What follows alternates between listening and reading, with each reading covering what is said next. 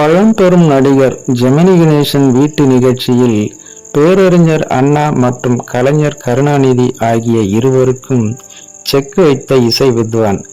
என்ன நடந்தது அப்படின்னு பார்க்கறதுக்கு முன்னாடி, hi friends, I'm C Elango. வணக்கம், welcome back to my channel.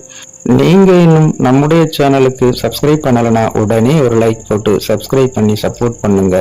அப்பொழுதுதான் நான் போடுகின்ற ஒவ்வொரு பதிவும் உங்களுக்கு நோட்டிபிகேஷனாக வந்து சேரும். வாங்க பதிவிற்குள் போகலாம்.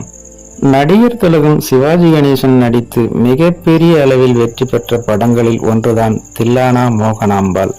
இந்த திரைப்படத்தில் சண்முக சுந்தரம் என்ற கேரக்டரில் சிறப்பான நடிப்பை வெளிப்படுத்தியிருந்த நடிகர் திலகம் சிவாஜி கணேசன் நாதஸ்வர வித்வானாக கலக்கியிருப்பார். இந்த திரைப்படத்தின் ஒரு காட்சியில் சிவாஜி கணேசன் அவர்கள் நாதஸ்வரம் வாசிக்கும் போது தொடர்ந்து பட்டாசு சத்தம் கேட்டுக்கொண்டே இருக்கும். ஒரு கட்டத்தில் பொறுமையை இழந்த சிவாஜி கணேசன், இந்த சத்தத்தில் என்னால் வாசிக்கவே முடியாது என்று சென்று விடுவார். சிவாஜி கணேசன் திரைப்படத்தில் சந்தித்த இந்த பிரச்சனையை நடிகர் ஜெமினி கணேசன் தனது சொந்த வாழ்க்கையில் சந்தித்துள்ளதுதான் சுவாரஸ்யம். புது வீடு கட்டிய ஜெமினி கணேசன் அதற்காக கிரக பிரவேச நிகழ்ச்சிக்கு ஏற்பாடு செய்திருந்தார். இந்த நிகழ்ச்சிக்காக திரைத்துறையில் இருந்த அனைவரையும் அழைத்திருந்தார். இதில் முதலாவதாக டி.ஆர். மகாலிங்கத்தின் கச்சேரி நடைபெற்றுள்ளது. அதன் பிறகு வீணை வித்வான் எஸ். பாலச்சந்தரின் இசை நிகழ்ச்சி தொடங்கியுள்ளது. அந்த நிகழ்ச்சியின் போது வீட்டுக்கு வந்திருந்த பேரறிஞர் அண்ணா மற்றும் கலைஞர் கருணாநிதி ஆகிய இருவரும் முன் வரிசையில் அமர்ந்து பேசிக் கொண்டிருந்துள்ளனர். இதை கவனித்த வீணை வித்வான் எஸ். பாலச்சந்தர், அவர்கள் இருவரும் பேசி முடிக்கட்டும், அதன் பிறகு வாசிப்போம் என்று யோசித்துள்ளார். ஆனால் பேரறிஞர் அண்ணா கலைஞர் இருவருமே பேச்சை நிறுத்தாமல் தொடர்ந்து பேசிக்கொண்டே இருந்துள்ளனர். ஒரு கட்டத்தில் பொறுமை இழந்த வீணை வித்வான் எஸ். பாலச்சந்தர், நீங்கள் பேசி முடியுங்கள், அதன் பிறகு நான் வாசிக்கிறேன் என்று கூறியுள்ளார். வீணை வித்வான் எஸ். பாலச்சந்தரின் இந்த பேச்சை கேட்டு அந்த அரங்கமே அமைதியாக மாறியது.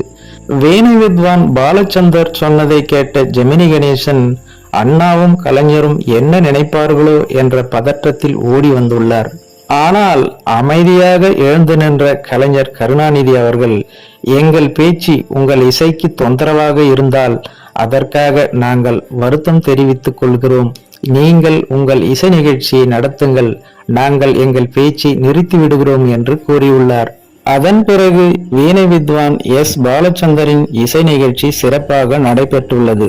ஒரு இசை கலைஞரின் உணர்வுக்கு பேரறிஞர் அண்ணா அவர்களும் கலைஞர் கருணாநிதி அவர்களும் எவ்வளவு மரியாதை கொடுத்தார்கள் என்பதை இந்த நிகழ்ச்சியிலிருந்து நாம் தெரிந்து கொள்ளலாம் என்று இயக்குனரும் தயாரிப்பாளருமான சித்ரா லட்சுமணன் கூறியிருந்தது குறிப்பிடத்தக்கது. ஓகே ஃப்ரெண்ட்ஸ், பேரறிஞர் அண்ணா அவர்களும் டாக்டர் கலைஞர் அவர்களும் ஒரு இசை கலைஞரின் உணர்வுக்கு எந்த அளவுக்கு மரியாதை கொடுத்தார்கள் என்ற இந்த சம்பவத்தினை பற்றி நீங்கள் என்ன நினைக்கிறீர்கள் என்ற உங்களோட கருத்துக்களை மறக்காம கமெண்ட்ல பதிவிடுங்க. மேலும் இது போன்ற வேறொரு சுவாரஸ்யமான தகவலுடன் சந்திக்கலாம். அதுவரை உங்களிடமிருந்து விடைபெறுவது ஐ எம் சி இளங்கோ. நன்றி, வணக்கம், வாழ்க தமிழ்.